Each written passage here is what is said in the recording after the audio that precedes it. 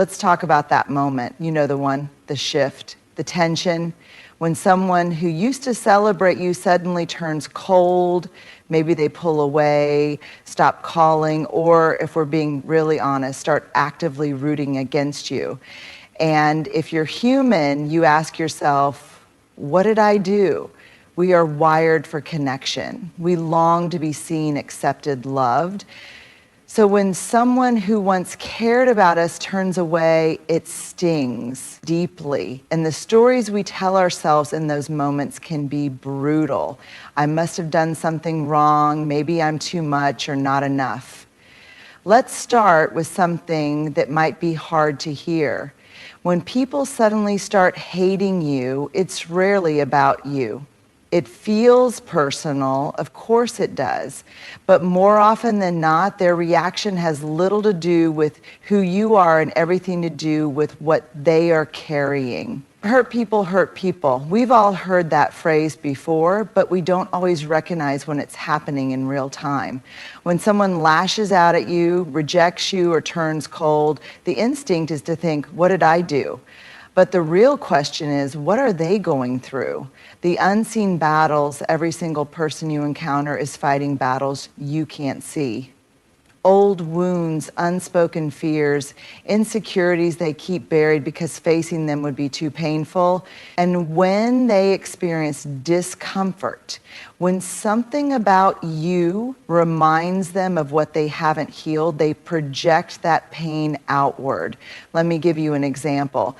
Imagine someone who has spent their entire life feeling invisible. Maybe they were never truly seen by their parents. Maybe they've been ignored, overlooked, or dismissed in relationships or at work. Deep down, they crave recognition, but they've also convinced themselves they'll never get it. Then here you come, bold, unapologetic, stepping into your light. You aren't afraid to take up space. You aren't afraid to be seen. To them, your confidence feels like a slap in the face, not because you've done anything wrong, but because your existence reminds them of the void inside themselves. And instead of doing the hard work of healing, they take the easy way out, resentment, the cycle of projection. We all have emotions we struggle to deal with: anger, jealousy, fear, inadequacy. When we don't process them, they don't just disappear, they look for a place to go. That's where projection comes in. Projection happens when people take the things they don't want to acknowledge about themselves and assign them to someone else. If they feel powerless, they call you controlling. If they feel insecure, they call you arrogant. If they're afraid of being left behind, they accuse you of thinking you're better than them. You see this happen in friendships and families and workplaces. It happens online every single day. A person who feels unworthy sees someone thriving, and instead of being inspired, they get angry. They don't hate you, they hate the reflection of their own struggles that you unknowingly hold up to them. Pain needs a target. When people are in pain, they want relief. And if they don't know how to heal, they look for something or someone to blame. It's much easier to say, you've changed, than to admit, I haven't grown. It's much easier to say, you think you're better than me, than to say, I feel like I'm falling behind. It's much easier to say, you hurt me, than to say, I'm hurting. And so they take their unresolved pain and direct it at you. You become the problem, the villain in their story, the reason they feel the way they do. But the truth is, you're just the nearest target, breaking the pattern. So what do we do with this? How do we respond when we realize that the hate we're experiencing isn't really about us? First, we stop internalizing it. When someone turns on you, it's okay to feel hurt, but don't let it rewrite your self-worth. Their feelings are real, but that doesn't mean their judgment of you is true. Second, we practice compassion without accepting recognizing that someone's actions stem from their own wounds doesn't mean you have to tolerate their behavior. You can understand where their pain is coming from and still walk away. You can forgive without allowing them back into your space. And finally, we remember that their pain is not ours to carry. We all have a responsibility to do our own healing. You are not responsible for someone else's projections, jealousy, or fears. Your job is to keep showing up as your most authentic self, even if that means some people can't handle it. Because at the end of the day, the people who are meant to walk with you won't see your light as a threat. They'll see it as an invitation to shine too. Let's talk about one of the hardest truths about human relationships. Sometimes the reason people start hating you has nothing to do with anything you've done wrong. It's not because you hurt them, betrayed them, or changed in some terrible way. It's because, without even meaning to, you became a mirror that forced them to see something they weren't ready to face. This happens more often than we realize. We assume that when people distance themselves, criticize us, or resent us, there must be a clear reason. But often what's really happening is something much deeper, something they might not even be fully aware of themselves. Why mirrors are uncomfortable. Imagine standing in front of a mirror first thing in the morning. No filters, no soft lighting, just the raw, unedited version of yourself.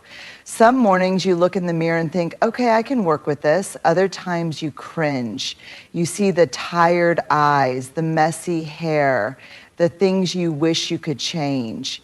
Now imagine that same dynamic happening emotionally. Some people go through life avoiding their own reflection, not in a literal sense, but in an emotional one. They don't want to confront their fears, insecurities, regrets, or the ways they've been holding themselves back. They've spent years constructing a version of themselves that feels safe. Then you come along, and simply by being yourself, you shatter that illusion.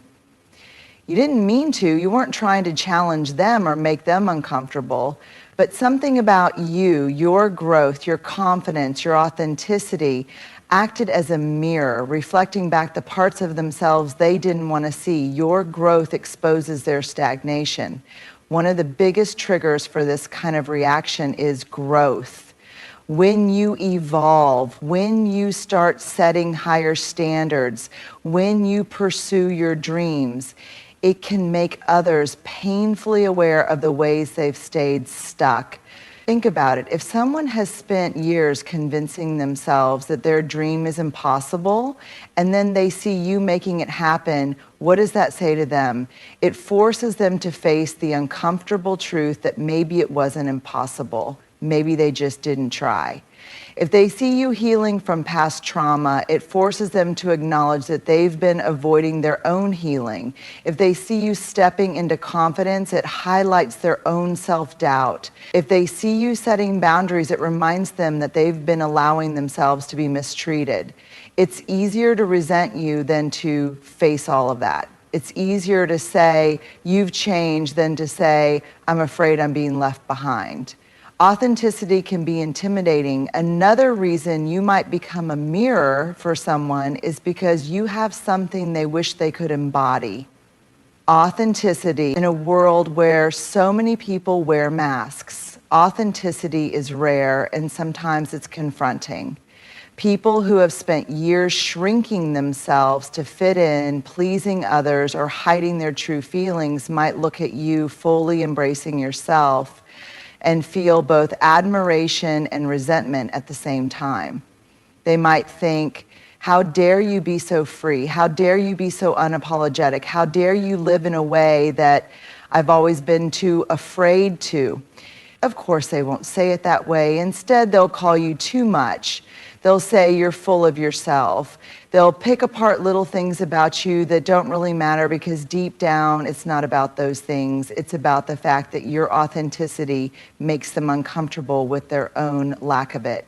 Jealousy isn't always about envy. It's about reflection sometimes. What looks like jealousy isn't really about wanting what you have. It's about what your success, happiness, or confidence represents. When people are truly secure in themselves, they can celebrate others. They see someone winning and think, it's amazing, I wonder how I can grow too.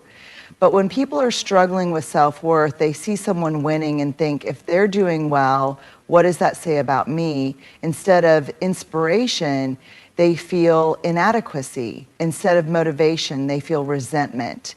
And because they don't know how to process those emotions, they direct them at you. They criticize, they distance themselves, they talk behind your back, not because you did anything wrong, but because your presence alone is enough to bring up feelings they don't want to deal with.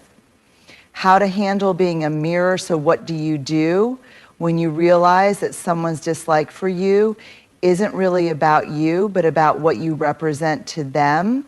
Don't dim your light. The worst thing you can do is shrink yourself to make other people comfortable. Keep growing, keep being authentic, keep showing up as your full self. Have compassion, but set boundaries. Understand that their reaction is coming from their own pain, but don't let that be an excuse for mistreatment. You can empathize with someone's struggles without allowing them to bring negativity into your life. Let go of the need to be understood. Not everyone will get you, and that's okay. Some people are simply not ready to face what you make them see. It's not your job to fix them or make them like you. Surround yourself with people who celebrate you. The right people won't feel threatened by your growth. They won't see your confidence as arrogance or your success as a personal attack. Find those people, pour your energy into them. At the end of the day, you can't control how people see you, but you can control how you respond. So keep being a mirror, but not for their insecurities. Be a mirror for possibility. Be a reflection of what's possible when you live in alignment with who you truly are, and let those who are ready for that light find their way to you. Let's get real for a moment. If you've ever had someone suddenly turn against you, whether it was a friend, a coworker, or even a family member, you probably asked yourself why. You retraced your steps, analyzed every conversation, and wondered what you did wrong. But here's something we often forget. People don't just disconnect because they don't like you. They disconnect because something inside of them feels unsafe, unworthy, or unseen. And two of the biggest forces driving that disconnection, shame and fear. Shame, the silent destroyer of relationships. Shame is one of the most powerful emotions a human being can experience. Unlike guilt, which says, I did something bad, shame says, I am bad.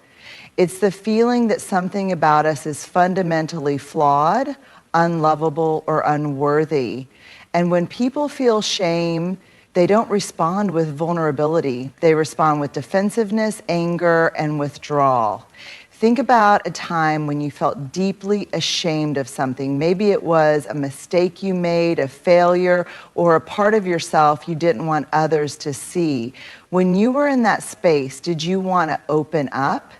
Did you want to be around people who might unknowingly remind you of that shame? Or did you want to disappear, avoid, and maybe even push people away? That's exactly what happens when people suddenly start hating you. It's not that you did anything wrong, it's that being around you brings up something painful in them. How shame shows up in relationships. Shame doesn't always look like sadness or self-doubt. It can look like criticism, picking apart small things about you to shift focus away from themselves. Anger, lashing out, or finding reasons to be upset as a way to protect themselves from deeper pain. Distancing, avoiding you because being around you reminds them of something they don't want to face. Resentment, feeling bitter because they believe you're better or luckier than them, when in reality, it's their own self-worth that's in question.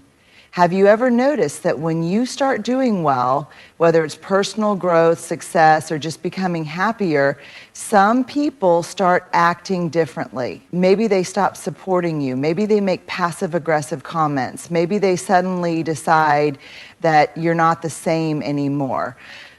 That's shame talking. They're looking at you and seeing what they could be, what they wish they had, or what they've been avoiding in themselves. And rather than confront those feelings, they turn away from you instead. Fear, the invisible barrier to connection. If shame is the voice that says you're not good enough, fear is the force that keeps people from ever challenging that belief.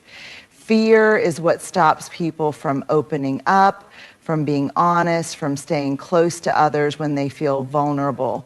And when people feel fear, whether it's fear of failure, fear of rejection, or fear of being truly seen, they react in one of two ways: fight or flight. Some people fight. They find reasons to dislike you, argue, or create conflict. Why? Because if they push you away first, they don't have to face the possibility of you rejecting them later.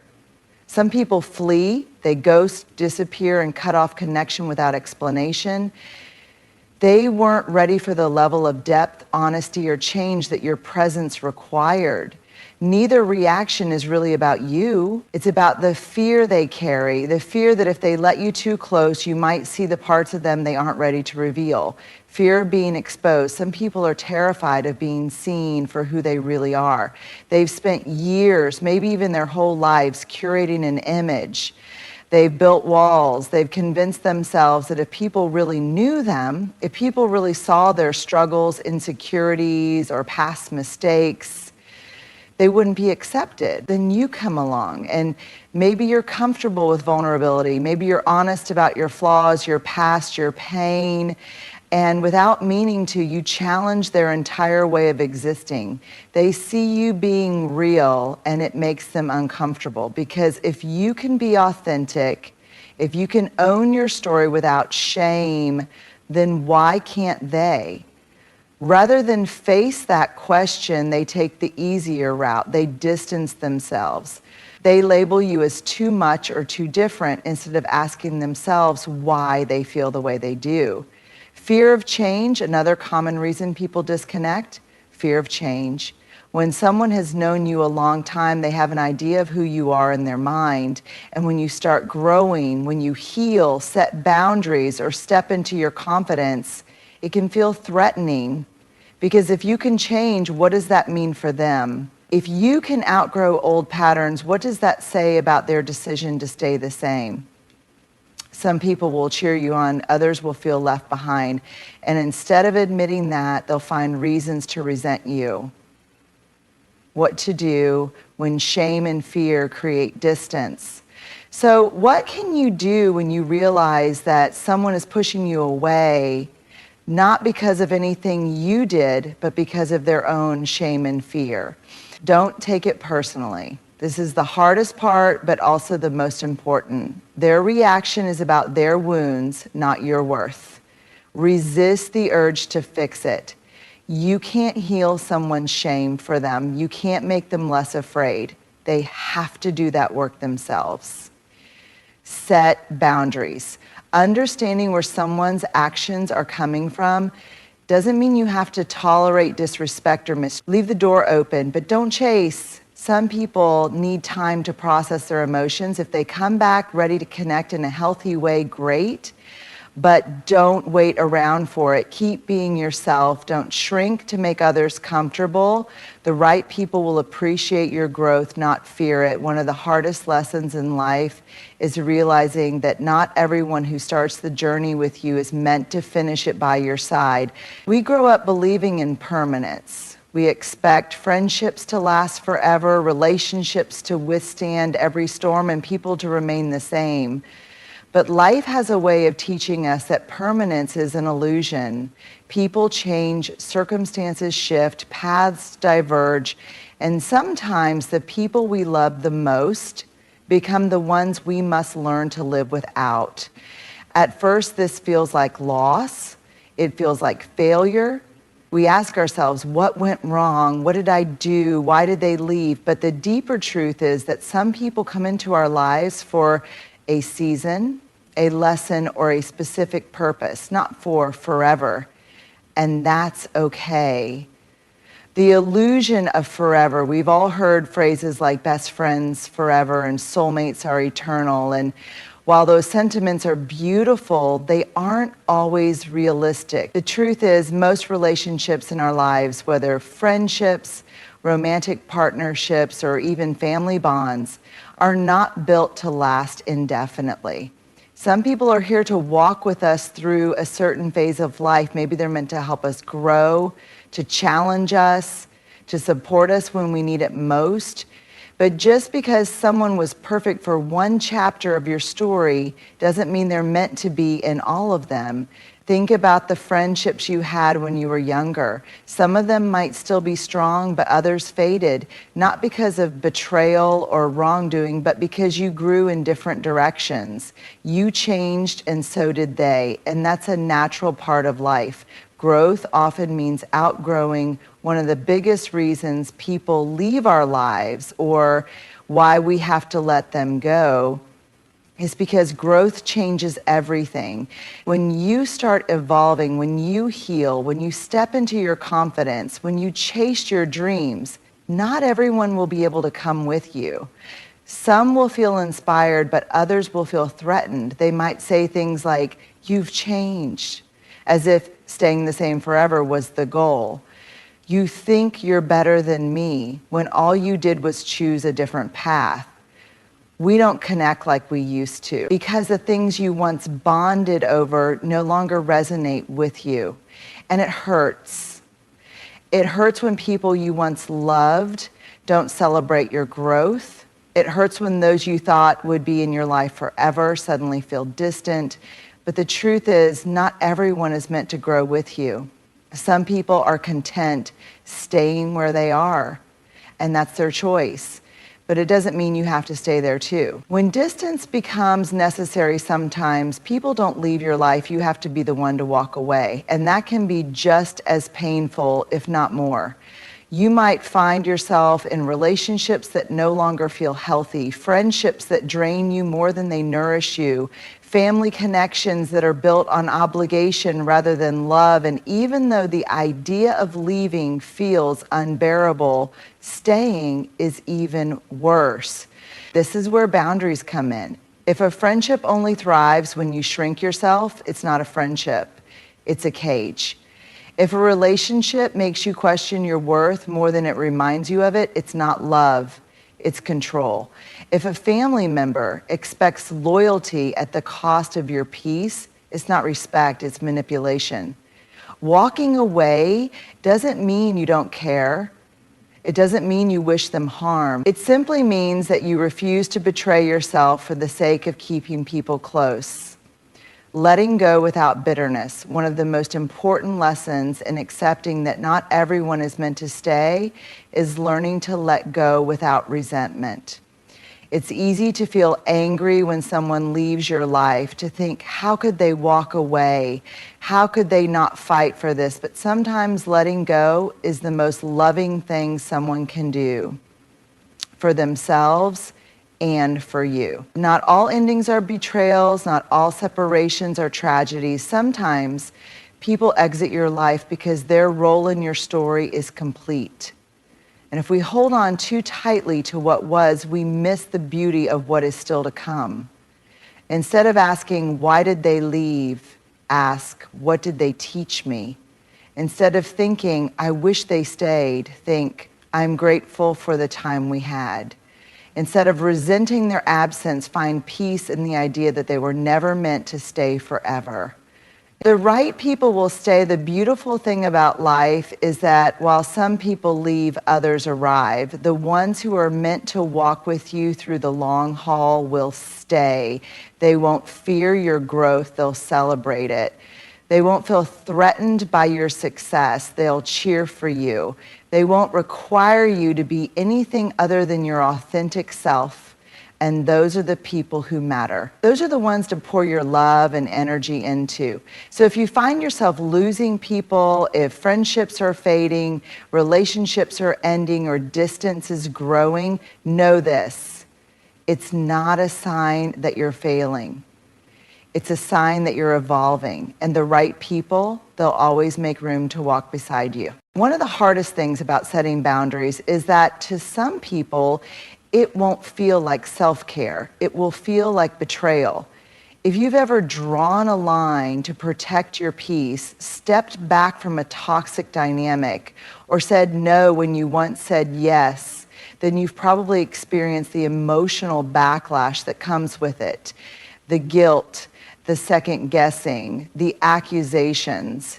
You've changed.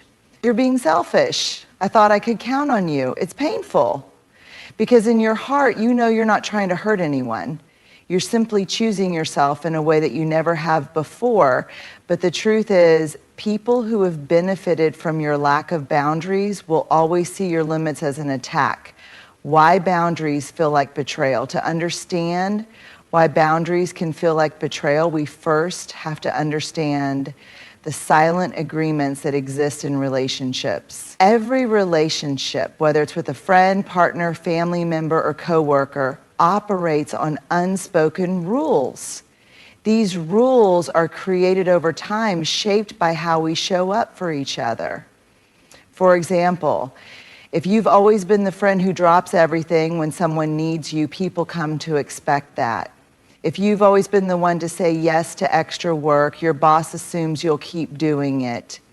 If you've always tolerated mistreatment from a family member, they believe they can continue treating you the same way. The moment you start setting boundaries, you break these unspoken agreements. You challenge the dynamic that others have grown comfortable with. And for some people, that shift feels like a personal betrayal, even though it's actually an act of self-respect.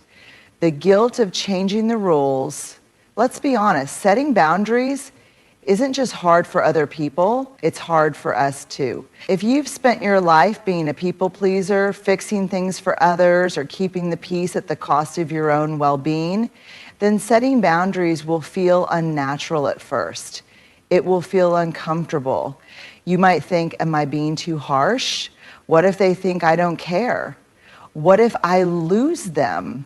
And that's the real fear, isn't it? That by choosing yourself, you might lose the people you love. But here's what you have to remember. People who truly love and respect you will never require you to abandon yourself to keep them happy. Boundaries reveal who belongs in your life. One of the hardest truths about setting boundaries is that some people will leave when you enforce them. They'll pull away, they'll lash out, they'll make you feel like you did something wrong.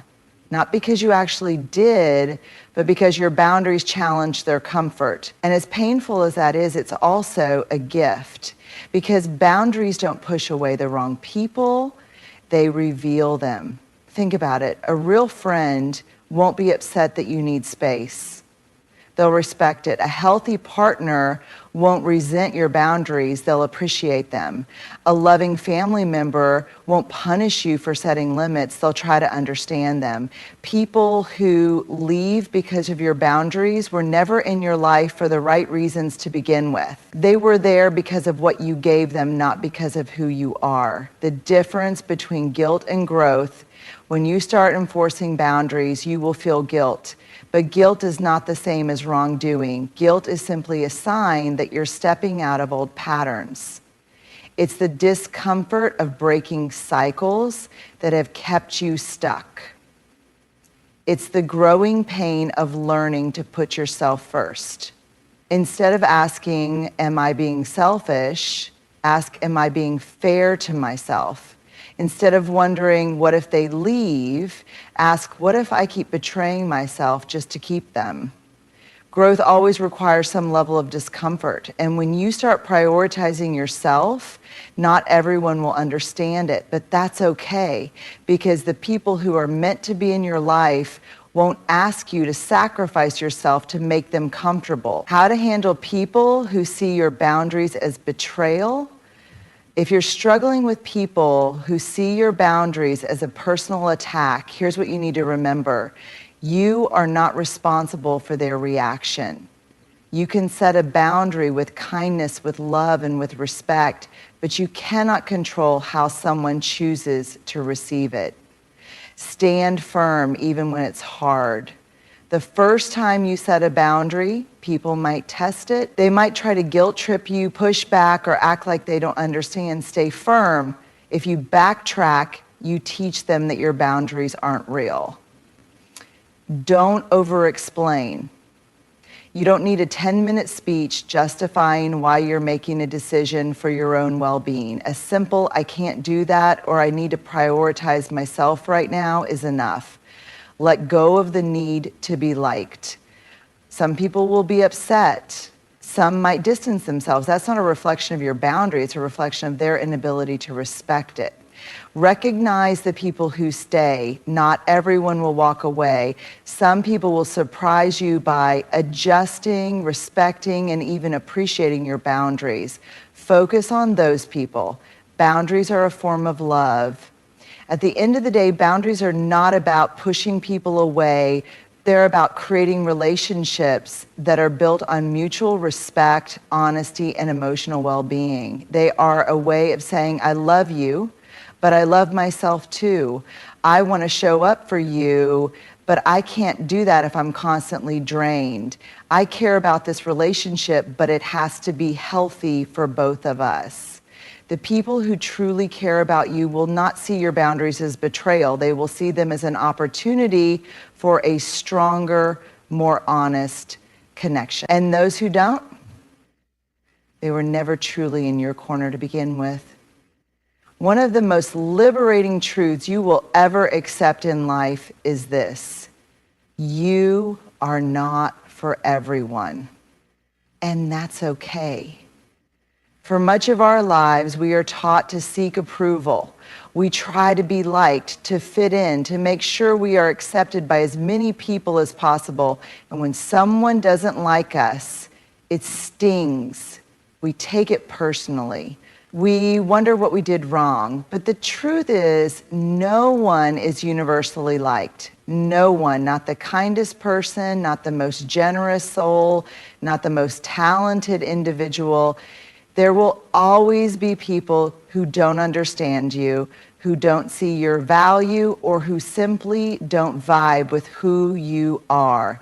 And that's not a reflection of your worth, it's a reflection of human nature. So instead of exhausting yourself trying to be everything for everyone, focus on being you, unapologetically, authentically, and wholeheartedly. The right people will love you for it, and the wrong ones, they were never meant to be part of your journey anyway. The burden of being a people pleaser, many of us spend years, even decades, trying to be what we think others want us to be. We shape-shift, adjusting our personalities depending on who we're with. We shrink parts of ourselves that we fear others won't accept. We say yes when we want to say no and tolerate things that make us uncomfortable, all in the name of being liked. And it's exhausting because no matter how much you try, no matter how carefully you mold yourself, you will never be able to please everyone. Think about it. Some people love loud, outgoing personalities. Others find them overwhelming. Some admire ambition and confidence. Others see it as arrogance. Some value deep conversations. Others prefer surface-level small talk. No matter who you are, there will always be someone who thinks you're too much or not enough. And if you live your life trying to meet everyone's expectations, you'll lose sight of your own identity in the process. Rejection doesn't mean you're unworthy. One of the hardest things to accept is that not everyone will like you. Some people will misunderstand you. Some will judge you unfairly. Some will simply not vibe with your energy, and that's okay. Rejection doesn't mean you're not good enough. It doesn't mean you're unworthy. It doesn't mean there's something wrong with you. It simply means that you are not meant for that person, that group, that environment, and forcing yourself to fit where you don't belong will only make you miserable. Think about it this way. Do you like everyone you meet? Probably not. Not because they're bad people, but because not everyone aligns with your personality, your values, or your energy. And that's okay. So why do we expect ourselves to be universally liked when we don't even like everyone we encounter? The right people will see you clearly. One of the most beautiful things about embracing the fact that you are not for everyone is that it allows you to find the people who are truly meant for you. When you stop trying to be everything to everyone, you make space for relationships that are built on genuine connection. You attract people who appreciate you for who you actually are, not who you pretend to be. You form deeper, more meaningful connections instead of surface level interactions. You stop wasting time on people who don't see your value and instead invest in those who do. The right people won't require you to shrink yourself. They won't ask you to be less so they can be more. They won't make you feel like you need to prove your worth. They will get you. They will respect you. They will love you. Not despite your quirks and flaws, but because of them. How to stop seeking universal approval. If you struggle with wanting to be liked by everyone, here are a few mindset shifts that can help. Accept that rejection is not personal. Most of the time, people's opinions of you have more to do with them than with you. Their past experiences, insecurities, and perspectives shape how they see the world, including how they see you. Focus on authenticity over approval. Instead of asking, do they like me? Ask, do I like who I am when I'm with them? The goal is not to be liked, it's to be real. Understand that people's opinions are out of your control. No matter what you do, some people will misinterpret your intentions, dislike your personality, or simply not connect with you. Trying to change their minds is a waste of energy. Prioritize your peace over people-pleasing. Constantly seeking approval is exhausting. Instead, focus on relationships that bring you joy, not ones that require you to perform. Surround yourself with those who celebrate you. The right people will make you feel seen, valued, and loved. They won't make you question your worth. Letting go of the need to be for everyone. There is something incredibly freeing about letting go of the need to be universally liked. When you embrace the fact that you are not for everyone, you stop wasting energy on the wrong people. You stop bending over backward for approval that doesn't matter. You stop seeking validation from those who will never give it to you. And in doing so, you make room for something better. Better relationships, better self-respect, better peace of mind. So if someone doesn't like you, let them go. If someone doesn't understand you, that's okay. If someone thinks you're too much or not enough, that's their perspective, not your truth. Because at the end of the day, you are not for everyone. And that's okay. The right people, the ones who truly matter, will see you, love you, and stand beside you exactly as you are. At some point in life, you will experience the sting of sudden rejection, the weight of misplaced hatred, and the discomfort of setting boundaries that others don't understand. You will be misunderstood, you will be judged, you will outgrow people, and people will outgrow you. And in those moments, it is easy to question yourself, to wonder if you should change, if you should shrink, if you should go back to who you used to be just to make others comfortable. But here's what you need to remember. You are not responsible for how others perceive you. You are only responsible for being true to yourself. Hate is often misplaced pain. People project their fears, their insecurities, and their unhealed wounds onto others. Sometimes you are merely a mirror reflecting something they don't want to face. But their reaction is not your burden to carry. Shame and fear drive disconnection. When people feel threatened, when your growth reminds them of what they've avoided in themselves, they may push you away. And that's okay. Not everyone is meant to stay. Some relationships are seasonal, and losing people is not always a failure. It's often a sign that you're evolving. Setting boundaries will feel like betrayal to those who benefited from your lack of them. But self-respect is not selfish. You cannot continue to give from an empty cup, nor should you sacrifice your peace just to keep others comfortable. And most importantly, you are not for everyone, and that's okay. Some people will not understand you, some will not like you, and that is not a reflection of your worth. It is simply the reality of being human. You were not put on this earth to be universally loved. You were meant to be authentically you, boldly, unapologetically, and wholeheartedly. So let people misunderstand you, let them walk away, let them think what they will. The right people, the ones who truly matter, will see you clearly, respect your boundaries, and love you for exactly who you are. And those are the only ones worth keeping.